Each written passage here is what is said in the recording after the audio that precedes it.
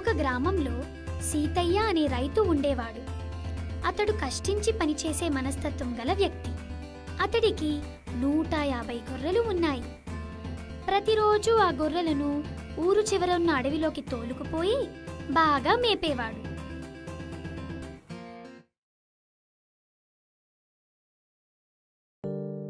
మరలా సాయంత్రం తన ఇంటికి వచ్చేవాడు. ఇది అతని దినచర్య. ఆ గొర్రెల వల్ల వచ్చిన ఆదాయంతో అతడు హాయిగా జీవించసాగాడు. అంతా బాగానే ఉంది, కానీ అతడికి 10 ఏళ్ల కొడుకు ఉన్నాడు. వాడి పేరు బండరాముడు. వాడి పేరుకు తగ్గట్టుగానే వాడు సోమరి, పని చేయడం చేతకాదు. వాడికి చదువు కూడా అబ్బలేదు. ఇంటి దగ్గరే ఉంటూ జూలాయిగా తిరగసాగాడు. వాడు అలా చేయడానికి ఒక కారణం ఉంది. వాళ్ల తండ్రి సీతయ్య ఒక్క కొడుకు అని గారాబం చేశాడు. అదే ఇప్పుడు ఆ రాముణ్ణి బండరాముడిగా మార్చింది. ఇదిలా ఉండగా ఒకరోజు సీతయ్య పని మీద పక్కనే ఉన్న టౌన్కు వెళ్లాల్సి వచ్చింది. గొర్రెలను కాయడానికి ఎవరూ లేరు. తన కొడుకుని గొర్రెలు కాయడానికి నిశ్చయించాడు. వాడికి గొర్రెలు కాయడం అస్సలు ఇష్టం లేదు. కానీ తన తండ్రి మాట కాదనలేక వాటిని తోలుకొని అడవికి బయలుదేరాడు. ఆ అడవిలో ఒక చెట్టు కింద కూర్చొని ఆలోచించసాగాడు. వాడికి ఏమీ పాలుపోవడం లేదు. ప్రతిరోజు ఊర్లో తిరుగుతూ తుంటరి పనులు చేసేవాడు. ఇంటి మీదికి ఒక్క గొడవైనా తీసుకొచ్చేవాడు. ఇవన్నీ చేస్తే వాడికి ఆనందంగా ఉండేది. కానీ వీడికి ఈరోజు ఏ సరదా లేకుండా పోయింది. ఇలా ఆలోచిస్తుండగా వాడికి ఒక తుంటరి ఉపాయం తట్టింది. దానిని అమలు చేయడానికి నిశ్చయించుకున్నాడు. దానికోసం ప్రణాళిక సిద్ధం చేసుకున్నాడు. అమ్మో, పులి పులి, కాపాడండి, రక్షించండి, అమ్మో ఎవరైనా వచ్చి కాపాడండి, అమ్మో. బండరాముడి అరుపులు ఆ పక్కనే ఉన్న పొలాల్లో పనిచేసే రైతులు విన్నారు. ఎవరైనా వచ్చి కాపాడండి. పదండి పదండి, పులి వచ్చిందట. ఎవరో సహాయం కోసం అరుస్తున్నారు. త్వరగా పదండి, లేదంటే ఆ పులి తినేస్తుంది. రైతులందరూ పరుగులు తీస్తూ బండరాముడి దగ్గరికి వచ్చారు. బండరాముడు, ఎక్కడ్రా పులి? ఎటు వెళ్ళింది? అది ఈరోజు మా చేతుల్లో చచ్చిపోతుంది. ఎక్కడుంది రా పులి? పులా, పులి లేదు గిలి లేదు, ఊరికే తమాషా చేశా. మీరు వస్తారో లేదోనని. ఎలా ఉంది నా ఉపాయం? చాలా దూరం నుండి వచ్చారనుకుంటా. వెళ్ళండి వెళ్ళండి, వెళ్ళి మీ పని చూసుకోండి. ఏరా, నీకు వేరే పని లేదా? ఇలాంటి తమాషా చేస్తారా? మరోసారి ఇలా జరిగిందో నీకు బడిత పూజ చేస్తాం. చిరాకుతో ఉన్న ఆ రైతులు అక్కడి నుండి వెళ్ళిపోయారు. బండరాముడు చేసిన పనికి వారికి కోపం వచ్చింది. కానీ బండరాముడు మాత్రం, నిజమైన పులి వచ్చిందనుకున్నారు పిచ్చివాళ్ళు. ఇప్పుడు నాకు చాలా ఆనందంగా ఉంది.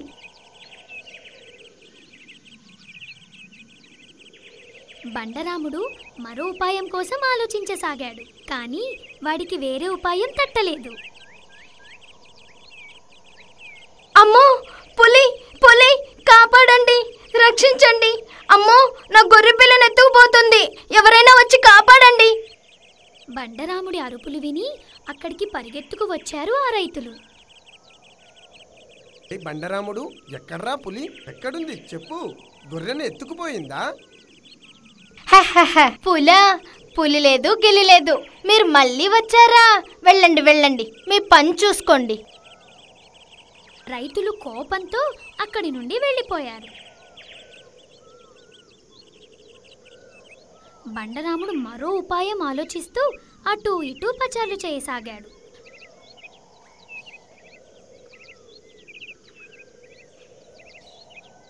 అదే క్షణంలో పక్కనే ఉన్న పొదల్లో దాగి ఉన్న పులి బయటకు వచ్చి ఒక గొర్రెను నోట కరుచుకొని వెళ్ళిపోయింది.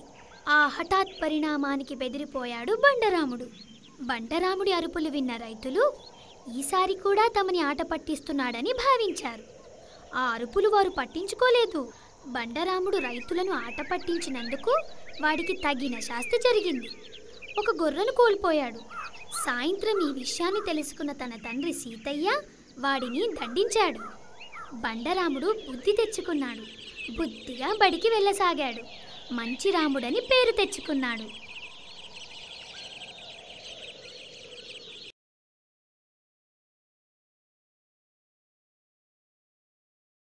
అది కొన్ని సంవత్సరాల కిందటి మాట.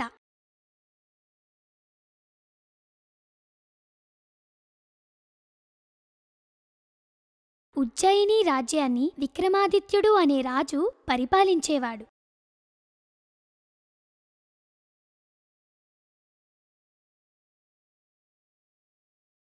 అతడు రాజ్యాన్ని బాగా పరిపాలించేవాడు. తన ప్రజలను కన్నబిడ్డల్లా చూసుకునేవాడు. విక్రమాదిత్యుడు జాలి, దయాగుణం కలిగిన వ్యక్తి.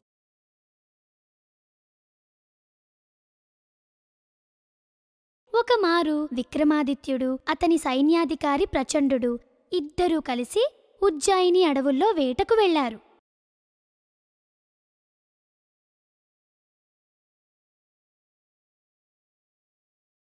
ఆ అడవి ఎంతో ముగ్ధ మనోహరంగా ఉంది. ఎటు చూసినా పచ్చని చెట్లు, ఉద్యానవనాలు, పక్షుల కిలకిల రాగాలు. వీటన్నిటినీ చూసి విక్రమాదిత్యుడు పరవశించిపోయాడు.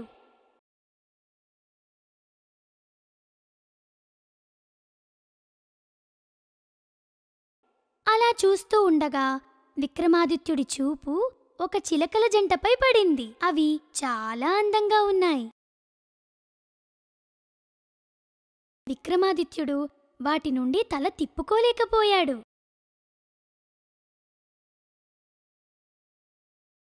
ఇదిలా ఉండగా హఠాత్తుగా ఒక బాణం వచ్చి ఒక చిలుకకి గుచ్చుకుంది. అది అక్కడే మరణించింది.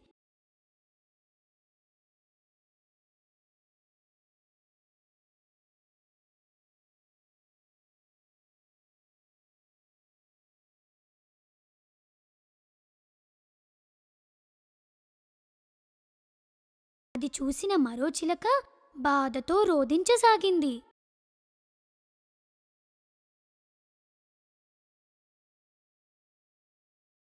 ఆ విషాదకర దృశ్యం విక్రమాదిత్యుడి మనసుని కదిలించింది. ప్రచండ, చూసావా ఆ చిలక ఎంత బాధగా రోదించసాగిందో? దానిని సంతోషపెట్టే మార్గం ఏదైనా ఉందంటావా? ఎందుకు లేదు మహారాజా. మీకు తమ శరీరమును విడిచి వేరొకరి శరీరమునందు ప్రవేశించే మహత్తర శక్తి ఉంది కదా. మీరు ఆ చనిపోయిన చిలక శరీరమునందు ప్రవేశించి దానిని కొద్దిసేపు ఆనందపరచండి. ప్రచండ, ఆ శక్తి నీకు కూడా ఉంది కదా? అవును ప్రభు. కాకపోతే మీరు ఆ చిలక శరీరమునందు ఎలా ప్రవేశిస్తారో చూడాలని ఆశగా ఉంది. అలాగే ప్రచండ. విక్రమాదిత్యుడు కొద్దిసేపు ఒక మంత్రాన్ని పఠించాడు. అనంతరం అతను చిలక శరీరంలోకి ప్రవేశించాడు.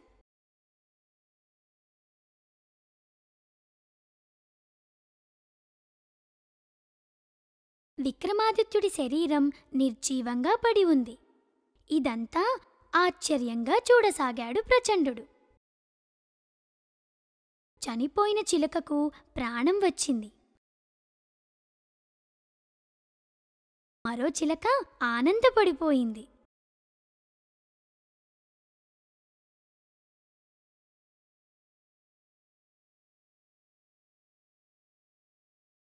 ప్రచండ, ఎలా ఉంది నా రూపం? బహు చక్కగా కుదిరినదా? బహుబాగుగా ఉంది ప్రభు. ప్రచండ, మేము షికారుకు వెళ్ళి వచ్చదము. నీవు నా శరీరాన్ని పరిరక్షించుము. విక్రమాదిత్యుడు అక్కడి నుండి వెళ్ళిపోయాడు. ప్రచండుడికి విక్రమాదిత్యుడు చిలకగా మారిన విధం గుర్తుకు రాసాగింది. తను కూడా తన మహిమను ప్రదర్శించాలనుకున్నాడు. తక్షణం మంత్రం పఠించి జీవం లేకుండా పడి ఉన్న విక్రమాదిత్యుడి శరీరంలోకి ప్రవేశించాడు. ఆ శరీరంలోకి వెళ్ళగానే ప్రచండు విక్రమాదిత్యుడిగా మారిపోయాడు. విక్రమాదిత్యుడి రాజసం ప్రచండుడికి నచ్చింది. ఆ రూపంలోకి మారిపోగానే ప్రచండుడిలో ఒక దుర్బుద్ధి కలిగింది. ఇక శాశ్వతంగా అదే రూపంలో ఉండాలనుకున్నాడు. విక్రమాదిత్యుడి రాజ్యాన్ని హస్తగతం చేసుకోవాలనుకున్నాడు. నిర్జీవంగా పడి ఉన్న తన శరీరాన్ని తగలబెట్టాడు.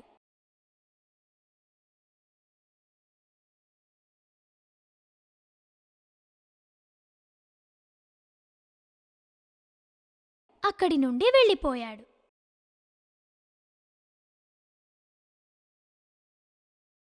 ఆ అడవిలో అలా అలా విహరించిన విక్రమాదిత్యుడు చివరికి అక్కడికి వచ్చాడు. అటూ ఇటూ కలియ చూశాడు. అక్కడ తన శరీరం లేదు. ప్రచండు అక్కడ కనిపించడం లేదు. తన రథం కూడా లేదు. ఇదంతా ప్రచండుడి పనే అని అర్థమయ్యింది. ఓరి దుర్మార్గుడా, ఎంతటి ఘోరానికి వడికట్టావురా! రాజ్యాన్ని నీ పరిపాలనతో నాశనం చేశావో నీ అంతు చూస్తాను. విక్రమాదిత్యుడు అక్కడి నుండి ఎగిరి వెళ్ళిపోయాడు.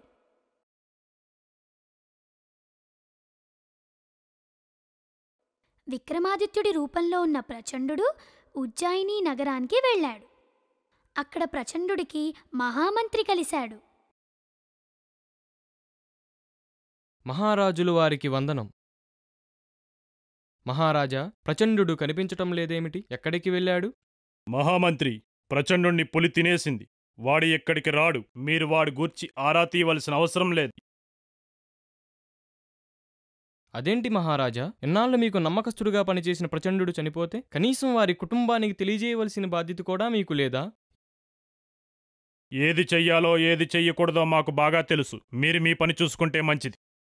ప్రచండు అక్కడి నుండి వెళ్ళిపోయాడు. మహామంత్రి అక్కడే నిలబడిపోయాడు. ఏమిటి మహారాజులు వారు ఈరోజు విచిత్రంగా ప్రవర్తిస్తున్నారు? అసలు ఏం జరిగింది? అసలు ఇతను మా మహారాజు విక్రమాదిత్యుల వారేనా, లేకపోతే ప్రచండు గూర్చి అడిగితే ఇలా మండిపడుతున్నాడేమిటి? ఏదో జరిగింది. మహారాణి వారిని అప్రమత్తం చేయాలి. జరిగిన విషయాన్ని మహారాణి వారికి వివరించాడు మహామంత్రి. మొదట సంకోచించినా తర్వాత నమ్మకంగా తోచింది మహారాణి వారికి. మధ్యంతరంగా వచ్చిన ఐశ్వర్యాన్ని చూసి పొంగిపోయాడు ప్రచండు. విక్రమాదిత్యుడు ఆ అడవిలో తిరగసాగాడు.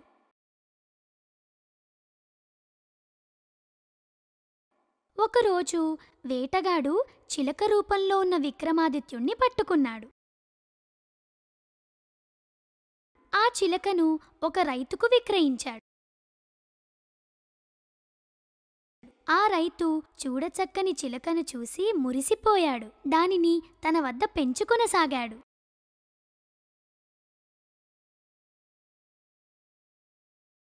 ఒకరోజు ఆ రైతు దగ్గరికి 3 దొంగలు వచ్చారు. వారు తమ చేతులలో ఒక కుండను తీసుకువచ్చారు. ఆ కుండలో బంగారం ఉంది. దానిని ఆ రైతు వద్ద భద్రపరచడానికి వచ్చారు. వారికి ఒకరి మీద మరొకరికి నమ్మకం లేదు. అయ్యా, ఇంట్లో ఎవరున్నారు?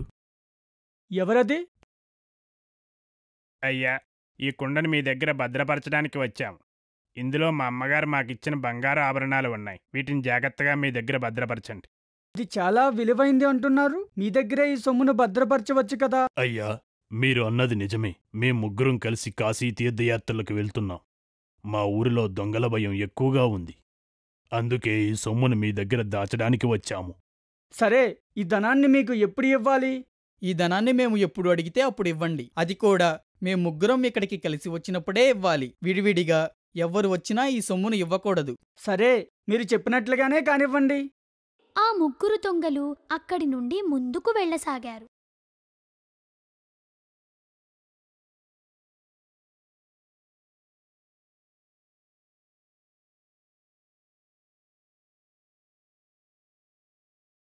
మూడవ దొంగ ఆ సొమ్మును దొంగలించాలని పన్నాగం ఆలోచించసాగాడు. దానిని ఆచరణలో పెట్టాలనుకున్నాడు. మిత్రులారా, మనం ఇప్పుడు ఎక్కడికి వెళ్తున్నాము? మనం ఇప్పుడు పక్కనున్న పట్టణానికి వెళ్తున్నాం. అక్కడ ప్రజల దగ్గర చాలా సొమ్ము ఉందంట. నా మిత్రుడు చెప్పాడు. మిత్రమా, ఆ పట్టణం చాలా దూరం ఉంది కదా. అక్కడికి వెళ్ళడానికి కనీసం 2 రోజులు పడుతుంది. ఈ లోపల మనం వండుకుని తినడానికి, నీరు త్రాగడానికి కనీసం ఒక కుండ అయినా మన దగ్గర ఉంటే బావుంటుంది. మిత్రమా, నేను ఆలోచించనే లేదు. మరి ఇప్పుడు ఏం చేద్దాం? మిత్రమా, నేను ఆ రైతు దగ్గరకు వెళ్ళి ఒక కుండని తీసుకువస్తాను. బహుశా నేను ఒక్కడినే వెళితే ఇస్తాడో ఇవ్వడో. మిత్రమా, మేము అంత దూరం రాలేము. నువ్వు వెళ్ళు, మేము ఇక్కడి నుండి సైగ చేసి చెబుతాము. సరే మిత్రమా, వెళ్ళి వస్తాను. అయ్యా, ఆ మూడవ దొంగ రైతు దగ్గరికి వెళ్ళాడు.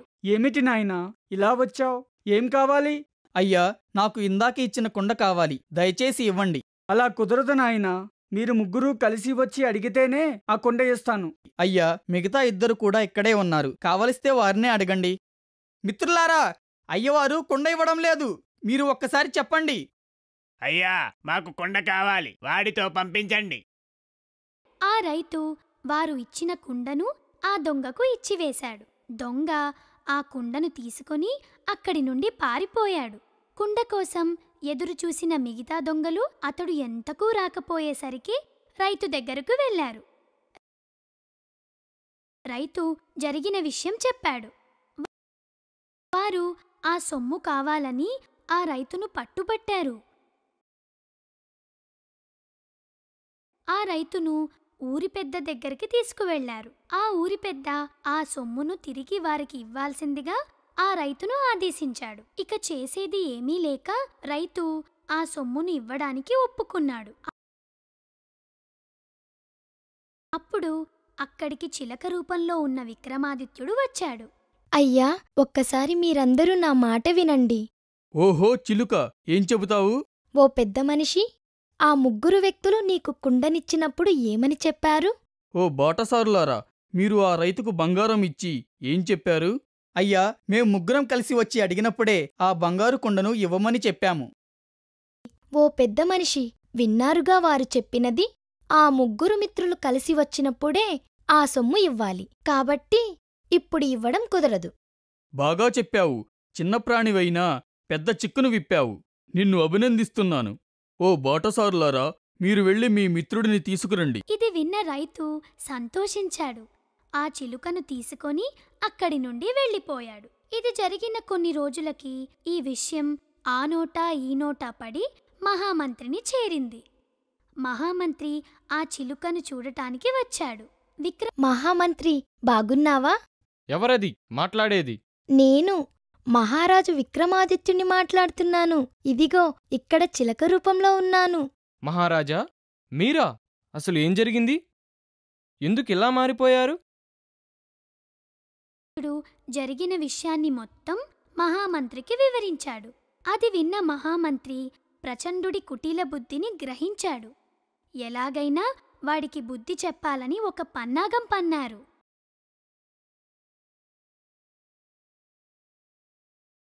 ప్రచండు రాజ్మహల్లో కొలువు తీరి ఉన్నాడు.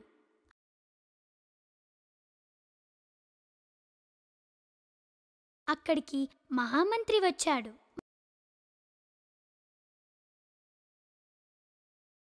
మహారాజా, రాణీవారు పెంచుకున్న చిలక చనిపోయింది. రాణీవారు బాధగా ఉన్నారు. 2 రోజుల నుండి ఆహారం పుచ్చుకోవడం లేదు. మీరే ఏదైనా చెయ్యండి. చిలకను బ్రతికిస్తాను. అది ఎక్కడ ఉందో చూపించండి. మహామంత్రి ప్రచండు ఇద్దరూ కలిసి చనిపోయిన చిలక దగ్గరకు వెళ్లారు.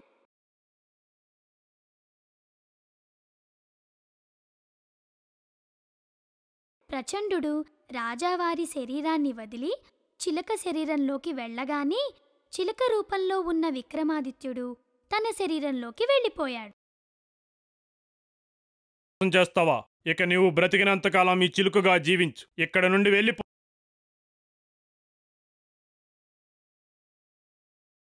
ప్రచండు చిలకగా మారి అక్కడి నుండి వెళ్ళిపోయాడు. విక్రమాదిత్యుడు రాజ్య పరిపాలన సాగించాడు. One day, a businessman enters into the court of King Krishnadevaraya. The businessman says, "Good morning, King." The king replies, "Good morning."